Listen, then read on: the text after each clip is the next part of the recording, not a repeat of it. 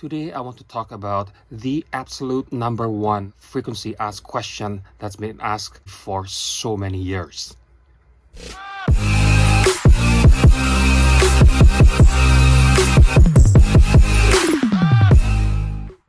These questions are usually asked during Black Friday and Cyber Monday every year, but also during the release date of a certain TV or popular display. It's about what to do after I bought my TV. Before we start, click like, share, and subscribe to my channel and put your comments down below so we can start a discussion. And also don't forget to click the notification button so you will always be notified every time I release a new video. So after you unpack your television, put it on a pedestal or mount it on the wall, you obviously need to turn on the TV. And the first thing you need to do is to go to settings and go to the system and download the latest firmware update. This is done usually so you have the latest version of the apps or latest version of the operating system so you can enjoy your TV with the least amount of headaches. After you're done with your firmware update, what I usually do is turn off the TV completely, unplug it from the wall, wait for about 5 to 10 seconds, and replug the TV back into the wall and turn on the TV again. Once the TV is turned on, choose an input. Any input can be HDMI 1, 2, 3, wherever you put your equipment into, or the app that you want to use, for example, Netflix, Amazon Prime, or YouTube, and then you click picture mode.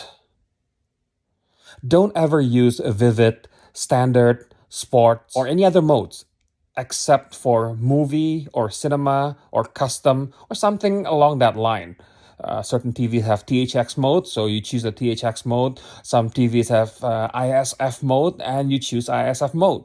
You may or may not need to redo this thing on every single input and every single app that you're using. Depending on the TV, sometimes you just do once and it's valid for all inputs. For Sony, for example, between the home menu, HDMI 1, 2, 3, 4, Netflix, Amazon Prime, every single one of them needs to be redone. So you have to go to whatever input or whatever app that you're using, and then you go to picture mode and then choose that movie or custom or cinema mode. The reason you need to use cinema or movie or custom mode, because that is the most accurate rendition that your TV can provide without doing a professional calibration.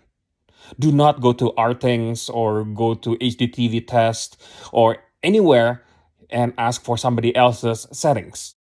Every TV, every viewing area, every lighting condition is different from one person to the next. So you cannot simply copy one setup for one TV to another TV. Basically, you're done. You can just enjoy your TV from now on. Or better yet, and I highly recommend this, is to get your TV to be professionally calibrated. If you find this video to be informative, click like, share, and subscribe to my channel. And don't forget to put your comments down below so we can start a discussion. And also don't forget to click the notification button so you will always be notified every time I upload a new video. Thank you very much for watching, and goodbye.